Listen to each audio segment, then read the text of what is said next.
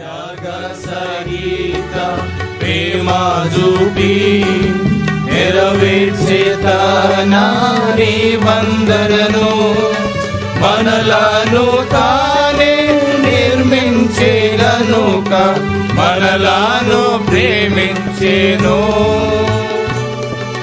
మనలను తానే నిర్మించే గనుక మనలను ప్రేమించెను.